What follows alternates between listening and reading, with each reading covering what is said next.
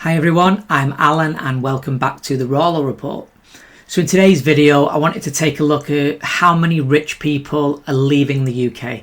I'd seen something the other day, it was like a little infographic explaining that it was like a record number of millionaires and billionaires leaving the UK. And it was quite shocking, frankly. Shocking but not unexpected given the Labour government that we've got, high taxation, punishing the indigenous citizens, right? So I thought I would look into in more depth about the actual numbers and volume, and it's quite shocking. So today's video is quite a chart-based one. We're going to go to a different website. So this is from the Adam Smith Institute, and they have a millionaire tracker that analyses data throughout the world, but specifically the UK, and how many millionaires and billionaires leave. So they've got some quite frightening data, guys, that I want to go through with you. So let's see what they found. The UK is set to be the worst in the world, not just a region, in the world for millionaire exits as a share of population within this parliament. So this very specific government, the Labour Party, are going to drive out all of our rich. Now let's take a look at this. The UK is set to lose the greatest proportion of millionaires within this parliament. The share of the population who are millionaires will fall by 20% by 2028. 4.5% of British residents are millionaires in 2024. However, it is forecast that this will fall to 3.62% by 2028. And a millionaire is anybody who's got, technically by this chart, over $1 million US net worth across several asset classes. Now, let's look at some charts because some of these are amazing. So if anybody doesn't know, for a start, I know a lot of people like to indiscriminately hate on the rich. I like to keep more of a balanced approach. So I'm fully aware that quite a lot of rich are tax avoiders. They'll do a lot of unscrupulous things. And for that, the ones that do should be punished. But it's also important to note that they do actually pay over their share. So let's look at this chart. The top 1% of people, as in the richest, pay just under 30% of the taxation in the UK. And then the 5% is just under 50, the top 10% round about 60, the top 25% pay just under 80, and the top 50% pay just under 90%. So if you think about that, the bottom half of the country pay less than 10% of taxes. But you know, they'll be the ones who actually get a lot of the money. So I just want to, you need to understand how important it is that we have a good amount of wealthy people. And wealthy isn't just that super rich guy down the road that we want to tax into oblivion. You know, it can be millionaires. Anybody can be a millionaire. People who just randomly bought a house in London, you know, way back when, are now technically part of the millionaire set just because they owned that house. They didn't do anything for it. They didn't instantly become bad people because they are millionaires, but ultimately they became millionaires. So just look at this. This chart is insane. So this is obviously, it started in 2023, but by the year 2028, look at where we stand. We're going to lose 20% of our millionaires. Every other nation virtually are all gaining some. So Taiwan, Kazakhstan, Turkey, and you go along the list, you know, Japan, South Korea, Thailand, all this end are expected to gain a vast sums of millionaires. And you go down the list, and then there's only a few that are going to lose it. Saudi Arabia are going to lose 3 over that period. The Netherlands are going to lose 5%, and we're going to lose 20%, which is extremely bad. To think about that, that's under this far left Labour government, we're going to lose our biggest taxation base, which means who the hell are we going to tax? It means they've got to come for the likes of me and you, which should be very worrying indeed, because once the money always runs out, they always go down the food chain. It always starts, let's tax these billionaires, they've got way too much. Then it moves to multi-millionaires, then it moves to lower millionaires, then it moves to the middle class, and then before you know it, everybody's taxed up to the hill, every single layer. So the total millionaires, let's have a look. It's estimated that there were over 3 million total millionaires in the UK in 2023, and that'll be just over 2.5 million by 2028. So if we take a look at this here, UK liquid millionaires net migration per year.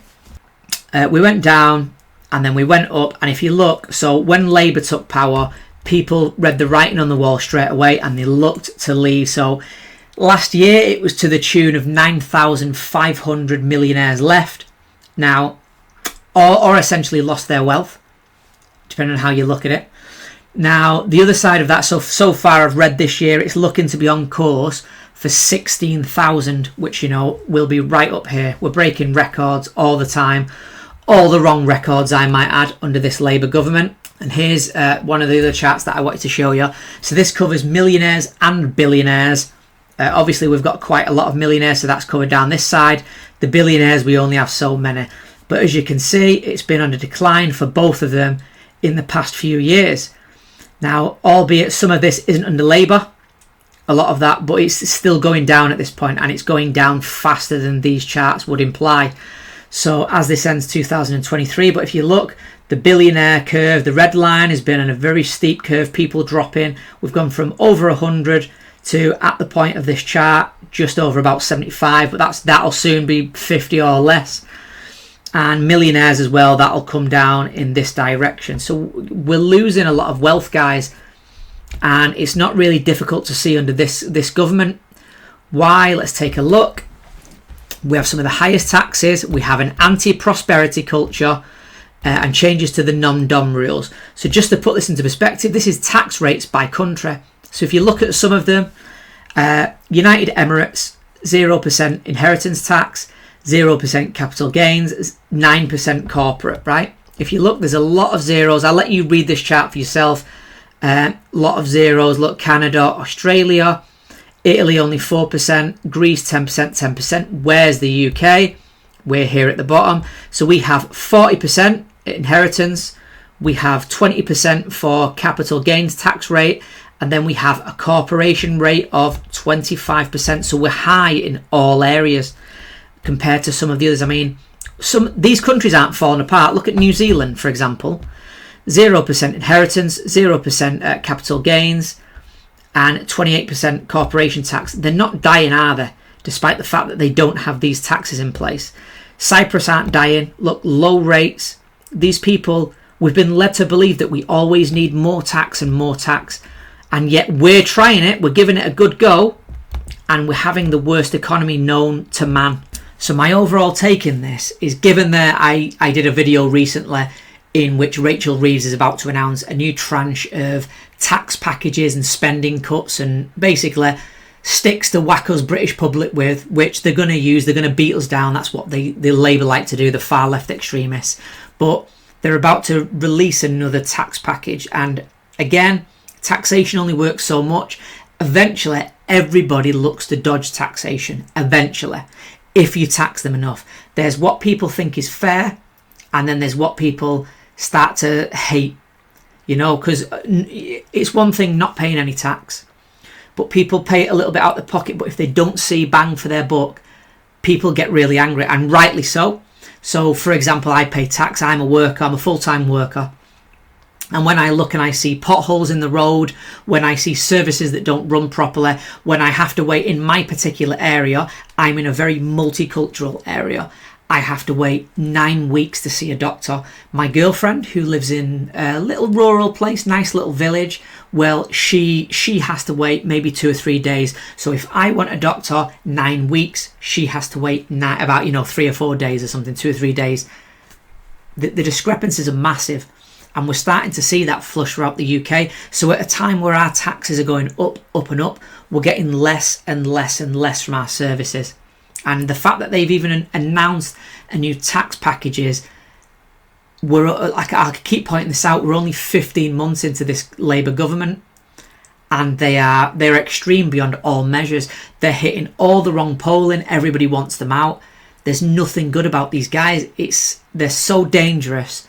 And the things that the ways in which they're going to destroy the UK, I actually think, assuming that they make it to the end of this term, that I think so many people will put off this Labour government will destroy Labour for the next 20, 30 years. It'll have to be a completely new generations coming through who didn't witness just how bad this Labour government was and just how anti-British, anti-prosperity, anti-us that they are. They hate us in every way, and that's all that you can think about it. If you think about taxation as this, right? Low taxation means that you and me, the average person, we get to spend how our money's best spent. Now that's what I believe. I believe you or I know where best to spend our money. And when you have high taxation, it implies the government knows best where to spend your money instead, right? Well, let's take a look at that. Our government are sloshing it round everywhere. We're funding wars in Ukraine. We pay for the foreign aid to the tune of 14 billion. We pay for benefits that people don't even belong in Britain to the tune of 10 billion a year. We have outgoings left, right and centre. We're currently throwing money at the climate change nonsense that's not going to achieve anything. We need cheap energy, not energy that's intermittent. And they're wasting all this money, whereas it could be in your and my pocket. We need this money to live. I know better how to spend my money and you know better how to spend your money, but instead this far left control freak extremist government has decided that they know best. That's why a new round of taxes are coming and they're going to just waste it even more. The thing is as well, with all this taxation raising, eventually, as I've mentioned before, it cripples the economy. Nobody actually has any money to spend. If you've not got money in your pocket, you're not going to the local butchers, you're not going to the local convenience store, you're not booking that holiday, you're not renting out that hotel. So eventually all the businesses stop being stimulated by your loose money, by your spending money, discretionary spending, which means it's in the government's hands. And if the government are literally, they might as well, for all intensive purposes, pour it down the drain. The way in which they're spending it is not conducive for a positive future for the UK. So I thought these statistics are really interesting because this is one to watch. I mean, losing so much wealth in such a short amount of time, it really hurts the UK. And again, a lot of people, I pick up on this a lot in the UK. You get quite a lot of people who are socialist to very, very extreme socialist, and their blanket attitude is millionaires and billionaires are just instantly evil, and if you're poor you're instantly kind of a good person. And obviously that's so ridiculous, it's untrue. There are good and bad in both areas, but we need rich people for the taxation. We need them for their money. They stimulate the economies via investments. We tax them as well. And then we also need to clear up a lot of the bottom half. In the UK, it's almost taboo that you can mention the bottom half, people who don't work, who've never worked, but yet receive a good lifestyle via universal basic income or whatever it's called, or what's the one that we've got in the UK, universal credit or whatever it's called. But ultimately they receive free money, sometimes better than working people, and they've never lifted a finger. And yet we're calling for more of that by taxing the rich. Nobody should be living a lifestyle for free. My life and your life is made better by people being productive. So I want to get on the bus. That bus driver's not there because he loves me and he wants to see me get to my destination. He's there for the currency. He's there to earn a wage so then he can buy the things that he wants. You go to a shop, somebody's selling cookies. They're not selling cookies because they want your belly nice and full. They're selling you cookies because ultimately they want money. They want to be able to make a profit so they can buy the things that they want. But in return, these services are things that we need. The goods and services are what we need, and that's what motivates people. So if you've got no money in your pocket and you're being hammered by this Labour government, people are going to either start to look to leave and just emigrate, which is obviously bad. The last thing you want is actual English people and British people like me having to emigrate because they feel so pushed out and so hated by this Labour government. Or the rich leave, in which again we lose loads of our taxation. The UK is in such a bad spot now. This is one of the main reasons why I wanted to start this channel. I've been thinking these thoughts for a long time. We've been on such a downward trajectory in terms of everything, in terms of our culture, in terms of our music, our TV, literature. Everything's been on a downward spiral, but it's really gone downhill lately. And that's why I wanted to start this channel, because I find that in the UK, if I share a cat video or something on my Facebook, I'll get 50 likes. However, if I start talking about something political, maybe 1 like. Next to nobody wants to take life seriously in the UK, and it drives me insane. So I wanted this channel to go out worldwide because I want people to be as passionate about the local economy and how things are as much as I am. And it sickens me to see the UK dying in such a way, and it is dying. If you go out there and look at it, inflation's at an all-time high. We're taxed up to the hilt. We're having our noses rubbed in that by the fact that we're bringing in people in small boats and through the front door on planes, and then we're giving them better lifestyles than the indigenous population, which is just a slap upside the head. and we're watching all these things unfold in the UK and how bad it is. We're watching businesses go under. We're watching just the unemployment rate start to climb under this government. There is nothing positive that I can say at the minute about this Labour government. They are doing nothing right, and it's almost insane that they still have another 3 odd years, assuming that they make it that far before they actually break the economy and have to step to one side. But yeah, I thought this was a really interesting topic today, guys. So I will leave it there. I've had my rant for long enough. I hope you liked today's video. I hope by now you're either a subscriber. If you haven't, don't forget to like, share and subscribe. Please leave a comment as it helps with the algorithm, and I will see you in the next video. Thanks for watching, guys.